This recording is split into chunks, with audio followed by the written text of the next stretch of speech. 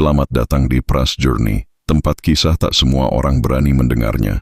Sebelum kamu melangkah lebih jauh, tekan subscribe, like, dan tinggalkan jejak komentarmu. Karena siapa tahu, dari jejak itu, datang rejeki yang tak terduga. Sore itu, langit Papua memerah terbakar sinar matahari yang mulai tenggelam. Namun bukan hanya matahari yang membuat langit berwarna oranye. Kobaran api dari bangunan yang terbakar membuat seluruh distrik terlihat seperti lautan bara. Fasilitas umum hangus, sekolah dan puskesmas berubah menjadi rangka-arang. Serangan mendadak itu dilakukan oleh kelompok bersenjata OPM yang datang dari arah pegunungan. Mereka menembaki pos Satgas dan warga yang berusaha menyelamatkan diri. Dentuman tembakan bersaut-sahutan, disertai jeritan warga yang berlari ke arah sungai untuk berlindung. Asap hitam pekat menutup sebagian langit, menandakan kekacauan yang baru saja terjadi di tanah yang seharusnya tenang itu. Di pos pertahanan utama, Komandan Jeffrey berdiri tegak di balik tembok beton yang sebagian retak akibat serangan. Matanya menatap lurus ke arah desa yang terbakar, dengan wajah keras menahan amarah dan duka sekaligus. Pastikan warga dievakuasi. Jangan biarkan dokumen jatuh ke tangan mereka. Suaranya membelah keributan. Beberapa prajurit berlarian ke gudang logistik membawa berkas-berkas penting dan memadamkan api dengan alat seadanya. Suara radio komunikasi terus berderak melaporkan korban, lokasi tembakan, dan pergerakan musuh. Dalam situasi yang kacau itu, Komandan Jeffrey masih mampu berpikir jernih. Prioritasnya jelas, lindungi warga, amankan data, dan jangan biarkan satu pun prajuritnya gugur sia-sia. Ketika api mulai mereda dan malam menelan langit Papua, Komandan Jeffrey melangkah menuju tenda taktis. Wajah para prajurit yang kelelahan masih memantulkan sisa cahaya merah dari api yang belum padam sepenuhnya. Di dalam tenda, peta besar bentangan wilayah Papua terbentang di atas meja. Jarum penanda merah menunjukkan titik-titik serangan yang dilakukan secara simultan. Ini bukan serangan acak, gumam Jeffrey sambil menunjuk satu koordinat di peta.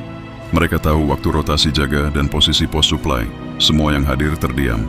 Dari laporan intel diketahui ada sosok yang memimpin serangan itu, seorang komandan OPM yang dikenal licin, sekaligus perancang senapan rakitan yang digunakan oleh banyak kelompok separatis di wilayah pegunungan.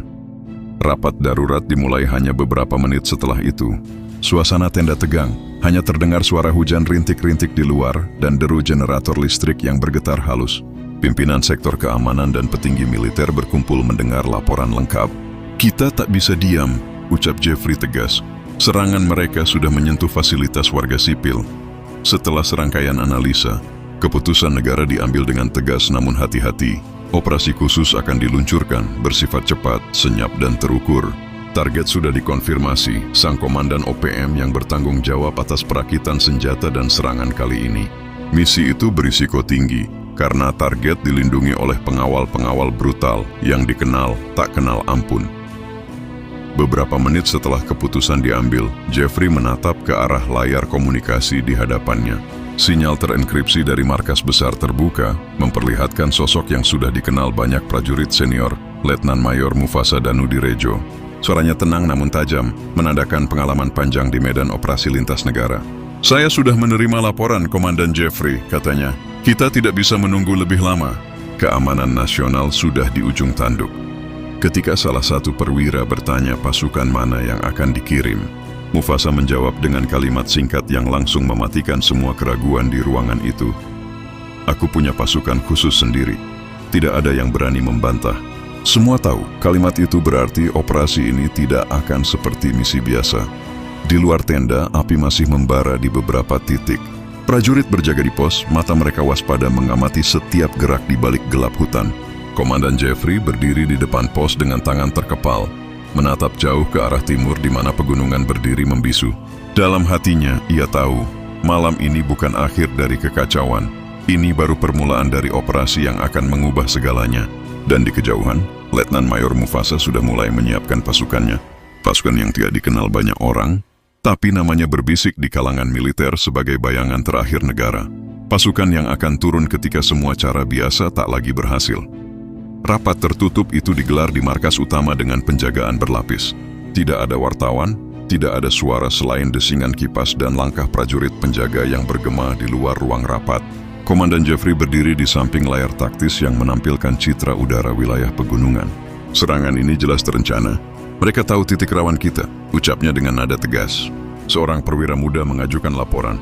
Fasilitas umum dibakar agar perhatian kita terpecah, Komandan. Suasana hening. Semua kepala menunduk, bukan karena takut, tapi karena sadar mereka sedang berhadapan dengan musuh yang sangat memahami medan dan waktu.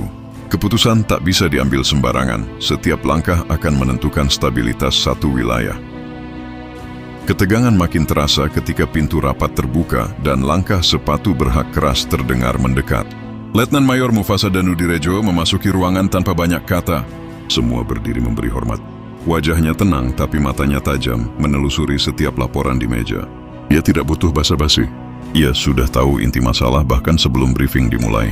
Saya sudah pantau laporan dari sektor utara dan tim pengintai udara, katanya sambil menunjuk peta digital di layar.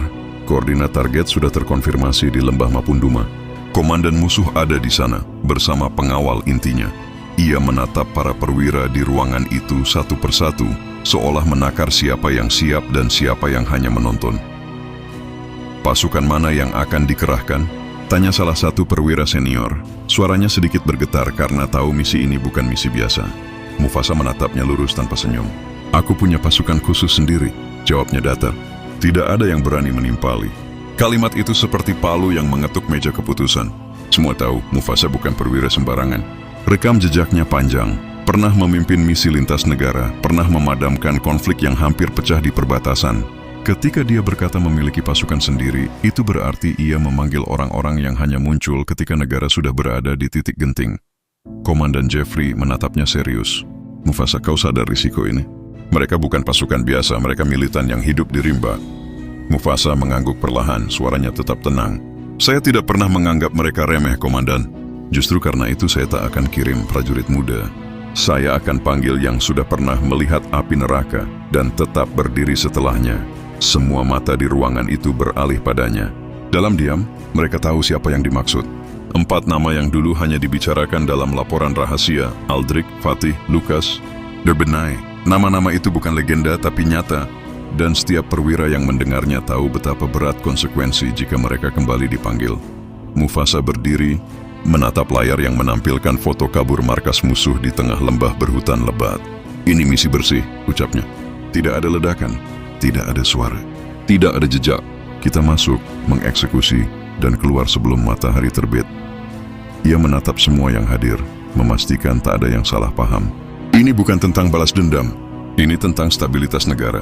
Kalimatnya menggetarkan seluruh ruangan. Tidak ada tepuk tangan, tidak ada sorak. Hanya kesunyian dan kesadaran bahwa perintah itu adalah janji yang harus ditepati, berapapun biayanya. Rapat berakhir tanpa perdebatan. Ketika pintu tertutup dan para perwira satu persatu meninggalkan ruangan, Mufasa tetap duduk diam di kursinya. Tangannya meremas map berisi foto target. Matanya tak lepas dari peta lembah yang terpampang di layar. Di luar, langit sudah mulai gelap dan suara helikopter patroli terdengar samar dari kejauhan. Kita tahu, malam ini bukan malam biasa. Ini malam ketika bayangan lama akan dipanggil kembali dari sunyi. Pasukan yang tidak tercatat di daftar resmi, tapi selalu muncul saat negara memerlukan tangan tak terlihat untuk menegakkan ketenangan. Panggilan itu datang tanpa surat resmi. Hanya sinyal terenkripsi yang dikirim langsung dari jaringan militer pusat. 4 orang menerima pesan yang sama dengan isi yang identik, tugas kehormatan. Lokasi, Papua. Pemanggil, Letnan Mayor Mufasa. Tidak ada yang bertanya, tidak ada yang menolak. Satu persatu mereka muncul di hanggar militer yang tersembunyi di luar Jayapura. Hujan rintik mengiringi kedatangan mereka, seolah langit tahu bahwa yang datang bukan sekadar prajurit, melainkan bayangan masa lalu yang dipanggil kembali untuk menjalankan misi yang tak boleh gagal. Di sana, Letnan Mayor Mufasa sudah menunggu dengan wajah datar, matanya menatap jauh seolah menembus batas waktu. Yang pertama datang adalah Mayor Aldrich, pria berwajah tegas dengan sorot mata bijaksana. Dahulu ia memimpin pasukan tempur penjaga perdamaian TNI di Lebanon, dan dari sana ia dikenal sebagai komandan yang tak pernah membiarkan anak buahnya gugur sia-sia. Strateginya selalu tenang, menghitung setiap langkah dengan presisi. Ia bukan tipe pemimpin yang berteriak, melainkan yang membuat orang lain diam dan berpikir. Tugasnya kali ini jelas, menjadi komandan lapangan, merancang rute, dan memastikan misi berjalan tanpa kesalahan. Kita masuk senyap, keluar tanpa suara, katanya sambil menatap peta dengan pandangan tajam. memperlihatkan bahwa dirinya masih seperti dulu, dingin tapi rasional. Disusul oleh Letnan Fatih, seorang sniper terbaik dari unit rahasia Den Harin. Ia datang dengan ransel hitam besar dan wajah tanpa ekspresi. Catatan misinya nyaris sempurna. Setiap peluru yang keluar dari larasnya selalu berarti satu target hilang dari ancaman. Pernah bertugas di Kalimantan menghadapi pasukan SAS Inggris dalam latihan rahasia yang tidak pernah dipublikasikan. Ia dikenal bukan karena kecepatan tembak, tetapi karena ketenangan yang luar biasa. "Aku hanya butuh 2 titik koordinat dan arah angin," ujarnya singkat ketika Mufasa menjelaskan target. Di matanya tidak ada rasa takut, hanya fokus.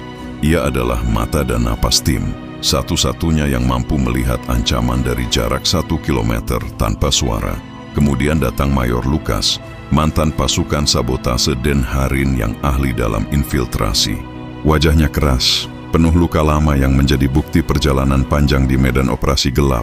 Ia adalah otak di balik setiap operasi senyap yang mengandalkan logika dingin dan keahlian teknis tinggi. Lukas mampu membungkam satu markas musuh tanpa satupun peluru ditembakkan. "Aku tidak suka suara gaduh," katanya sambil menyiapkan peralatan sirkuit gangguan komunikasi. Tugasnya kali ini adalah menonaktifkan sistem komunikasi dan jalur evakuasi musuh, membuat markas target seakan lumpuh tanpa sadar bahwa mereka sedang diserang. Yang terakhir muncul adalah Komandan Benai, sosok besar dengan tubuh penuh otot dan mata tajam seperti elang. Dulunya anggota Korps Marinir, ahli bahan peledak sekaligus penembus garis pertahanan. Ia dikenal karena satu hal, ketepatan dalam menakar daya ledak. Bagi Benai, setiap ledakan bukan untuk menimbulkan ketakutan, tapi untuk membuka jalan dengan presisi. "Aku tidak akan biarkan satu suara pun menggema," katanya seraya memeriksa detonator tanpa suara klik sekalipun. Di balik penampilan garang, ia adalah prajurit dengan disiplin tinggi dan hati yang tenang, satu-satunya yang bisa tersenyum di tengah kepanikan. Ketika keempatnya duduk di meja taktis, Mufasa hanya berdiri diam menatap mereka. Tak perlu banyak kata. Mereka tahu mengapa mereka dipanggil dan apa yang akan dipertaruhkan. Di atas meja, peta lembah Mapunduma terbentang luas, ditandai dengan tinta merah di area yang diduga menjadi pusat markas musuh. Hanya satu perintah keluar malam itu, disampaikan dengan suara rendah namun penuh tekanan. Eksekusi mereka secara senyap, bersih, tanpa suara, dan jangan meninggalkan jejak. Ingat, tidak ada ledakan, tidak ada pantulan cahaya, dan jangan biarkan suara peluru kalian menggema di hutan itu. Mengerti? 4 kepala menunduk serentak, menjawab dengan nada kompak. "Siap." Dimengerti. Mereka tahu, sekali misi ini dimulai, tidak ada jalan kembali, dan dunia tidak akan tahu bahwa malam itu, bayangan lama telah bangkit untuk menegakkan ketenangan di tanah yang sedang bergejolak. Hujan turun semakin deras ketika helikopter tanpa tanda, pengenal melintas rendah di atas hutan Papua. Di dalamnya, keempat prajurit elit duduk diam dalam kesunyian. Tidak ada percakapan, hanya suara mesin dan desau angin yang mengguncang badan pesawat. Mufasa berdiri di belakang pilot, memperhatikan peta digital yang menunjukkan lintasan menuju titik penyusupan. "Koordinat Bravo 12, ketinggian 700 meter. Kita turunkan di situ," ucapnya tenang. Aldrich hanya mengangguk, sementara Fatih menatap keluar jendela, menghitung jarak pandang di antara kabut tebal. Lukas dan Benai memeriksa peralatan mereka. Senapan berperedam, pisau tak bersinar, dan alat komunikasi jarak pendek yang hanya aktif 1 menit setiap jam agar tak terlacak. Ketika roda helikopter menyentuh tanah lembab di sebuah area terbuka kecil, mereka turun tanpa suara. Tanah di bawah sepatu mereka licin dan dingin, aroma tanah basah bercampur daun busuk menyelimuti udara. Helikopter segera menghilang kembali di antara kabut, meninggalkan mereka hanya dengan senyap hutan dan rintik hujan. Aldrich memimpin barisan, menatap ke arah barat laut dengan mata waspada. "Kita bergerak 2 kilometer ke koordinat utama, jalur rawa di sisi kiri." "Fatih, kau ambil titik tinggi di punggung bukit itu," ucapnya lirih. Fatih mengangguk, mengangkat senapannya, lalu bergerak perlahan seperti bayangan yang menyatu dengan pepohonan. Perjalanan menembus hutan Papua di malam hari bukan perkara mudah. Medan curam, akar-akar pohon sebesar lengan melintang di jalur, dan kabut tebal menutup pandangan lebih dari 10 meter. Lukas beberapa kali berhenti, menempelkan telinganya ke tanah, memastikan tak ada pergerakan musuh di sekitar. Ada suara mesin, tapi jauh di utara. "Mungkin patroli mereka," bisiknya. Aldrich memberi isyarat tangan, memerintahkan semua menunduk dan bergerak perlahan. Mereka tak bicara, hanya berkomunikasi lewat gerakan tangan dan sorot mata. Satu langkah salah bisa berarti misi berakhir sebelum dimulai. Di kejauhan, Fatih sudah berposisi di ketinggian, matanya mengintai melalui skop, mencari bayangan yang mencurigakan. Setelah hampir 1 jam berjalan, mereka tiba di tepi sungai kecil yang mengalir di antara 2 tebing rendah. Di seberang sungai itu, di balik rerimbunan bambu, tampak samar cahaya obor yang bergerak. Itu mereka, kata Benai pelan. Aldrich berjongkok menatap lewat teropong malam. Terlihat beberapa pria bersenjata, berbicara dalam bahasa daerah, mengelilingi area kecil dengan beberapa tenda darurat dan rakitan senjata di atas meja kayu. Lukas mencatat posisi mereka, menggambar cepat di buku lapangan. 14 orang di perimeter, 2 di dalam tenda besar.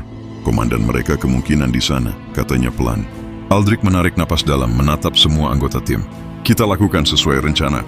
Tidak ada yang menembak sebelum aku beri perintah. Malam itu, operasi dimulai dengan keheningan total. Lukas menyusup lebih dulu, menonaktifkan sensor kabel yang terpasang di sekitar perimeter musuh menggunakan alat pemutus sinyal kecil. Gerakannya begitu halus hingga seekor burung pun tak terusik. Benai mempersiapkan jalur mundur di sisi sungai dengan bahan peledak mikro tanpa suara. Bukan untuk menyerang, tapi membuka jalur jika mereka harus kabur cepat. Fatih tetap di posisi sniper, mata menatap skop tanpa berkedip. Ia melihat setiap bayangan yang bergerak, setiap obor yang bergeser arah, dan setiap nafas yang bisa membahayakan timnya. Di dalam hutan yang gelap dan sunyi, mereka semua bekerja seperti satu tubuh, saling memahami tanpa perlu bicara. Sementara itu Aldrich berjongkok di balik semak, menatap tenda besar yang dijaga 2 orang bersenjata AK-rakitan. Di dalam tenda itulah target utama bersembunyi. Komandan OPM yang menjadi dalang serangan terhadap fasilitas umum dan pos TNI sore itu. Aldrich menekan tombol di pergelangan tangannya, memberi sinyal 1 kali ke Mufasa di markas operasi melalui transmisi aman. Tim sudah di posisi, suaranya lirih. Dari ujung komunikasi terdengar jawaban datar dari Mufasa, eksekusi sesuai protokol. Jangan biarkan dia bangun esok hari. Aldrich menutup komunikasinya, menatap kegelapan di depan. Ia tahu, setelah malam ini, hutan itu tak akan pernah sama lagi. Aldrich memberi isyarat halus, 2 ketukan jari di lengan, dan malam itu berubah menjadi ritme kerja yang terukur. Mereka bergerak dari rumpun ke rumpun, memanfaatkan bayangan dan riuh alam sebagai selimut. Aldrich mengatur formasi. Tugasnya menjaga tempo dan mengawasi seluruh gerakan, menghitung setiap kemungkinan. Di depannya, Lukas merayap mendekati perimeter, menyingkap jebakan dan kawat-kawat halus yang dipasang sebagai alarm. Setiap potongan kabel yang ia lakukan adalah janji agar pasukan tidak terjebak oleh bunyi yang sia-sia.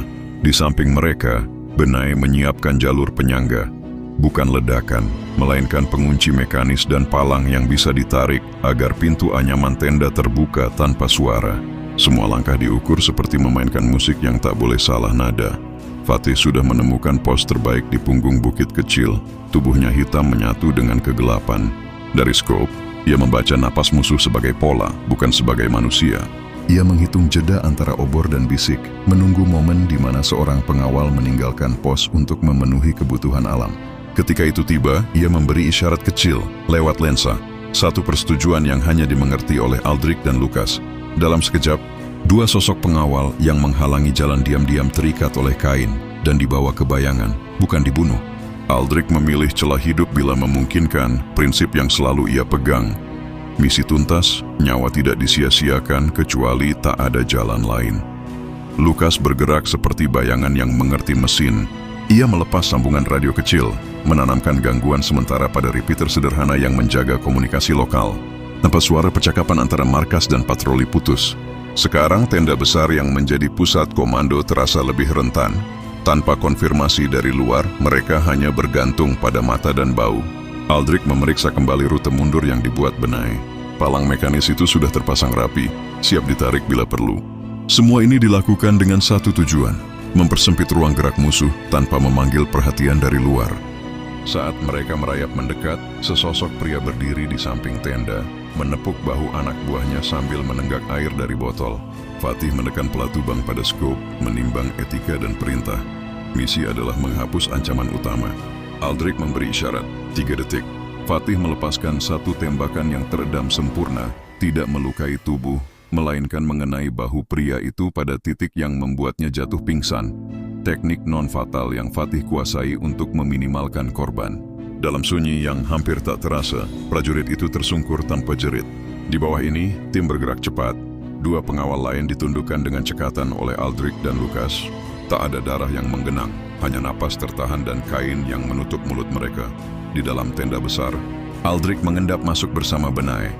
Mereka menemukan meja penuh bagian-bagian senjata rakitan, sketsa dan daftar nama. Bukti yang memperlihatkan jaringan pasokan senjata yang lebih luas.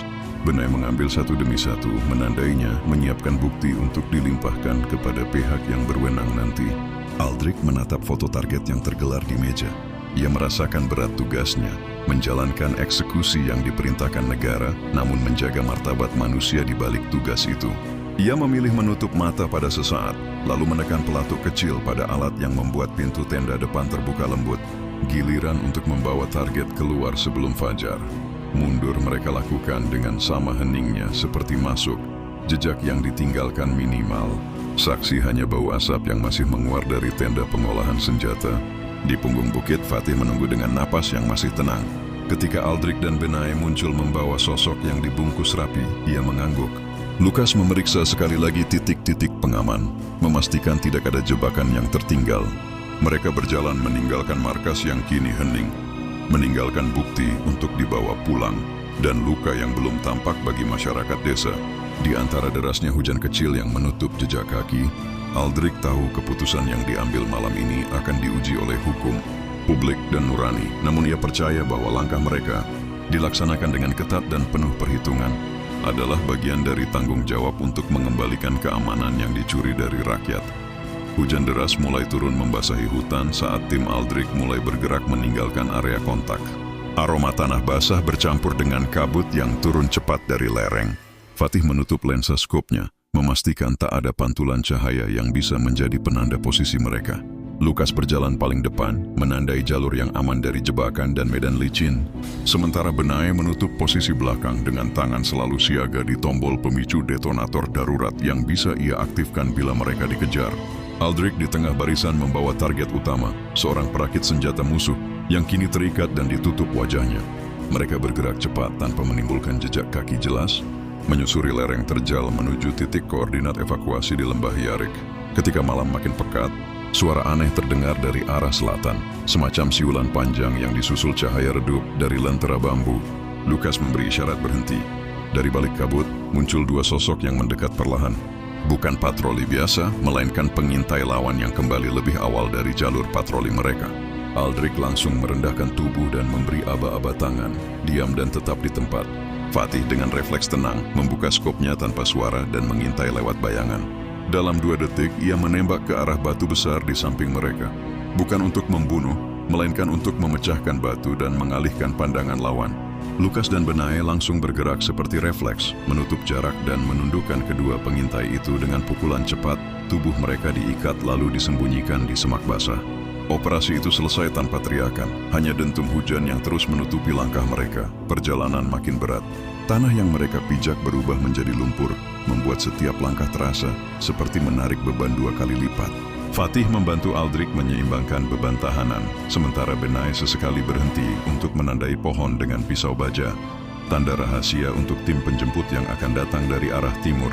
Di atas kepala mereka, petir menyambar dan suara gemuruh bergulung di langit. Namun bagi Aldrich, setiap kilatan itu justru menjadi sekutu. Cahaya kilat membuat musuh yang mungkin sedang mengintai sulit membedakan siluet pasukannya dari bayangan pohon yang bergerak tertiup angin. Menjelang tengah malam, mereka tiba di sebuah celah tebing sempit, lokasi yang sudah disurvei sebelumnya sebagai tempat singgah sementara. Lukas menyalakan api kecil menggunakan bahan kimia kering yang tak menghasilkan asap. Fatih membersihkan senjatanya memastikan setiap peluru tetap kering.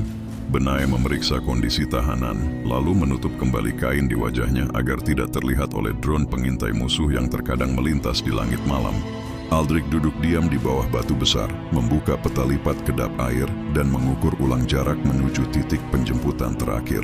Wajahnya serius, matanya tak lepas dari waktu yang terus berkurang, karena menjelang fajar, patroli musuh akan menyadari hilangnya pos utama mereka. Sekitar pukul 3 dini hari, suara gemuruh baling-baling terdengar samar dari arah timur laut. Itu sinyal dari unit udara pendukung yang dikirim dari pos Lere. Aldrich memberi kode dengan lampu senter inframerah 3 kali cepat, 1 kali panjang. Lukas dan Benae segera bersiap. Fatih mengambil posisi penutup di belakang. Dalam kesunyian yang hanya dipecah oleh hujan, helikopter kecil itu menurunkan tali baja. Mereka bergerak cepat, menaikkan tahanan terlebih dahulu, lalu Benai dan Lukas. Fatih naik terakhir, sementara Aldrich tetap menatap ke arah hutan di bawah sebelum akhirnya naik ke tali, memastikan tak ada bayangan musuh yang mengikuti mereka. Misi malam itu selesai tanpa suara peluru terakhir, hanya jejak lumpur yang tersapu hujan. Di dalam helikopter, tubuh mereka basah kuyup, namun mata semua prajurit masih awas. Fatih memandangi kabut yang mereka tinggalkan, tempat di mana hutan menyimpan rahasia lebih banyak dari yang pernah dilaporkan. Aldrich menatap ke arah tahanan yang kini diam tak bergerak, lalu berkata, pelan, "Kita bukan pembunuh bayaran, kita penyeimbang." Lukas tersenyum tipis, sementara Benai mengangguk pelan. Hujan terus mengguyur jendela helikopter, menutupi segala yang telah terjadi malam itu. Seolah hutan sendiri ingin menyembunyikan jejak pasukan yang bergerak tanpa nama, menyelesaikan misi yang hanya diketahui oleh sedikit orang, demi menjaga ketenangan tanah yang belum sepenuhnya damai.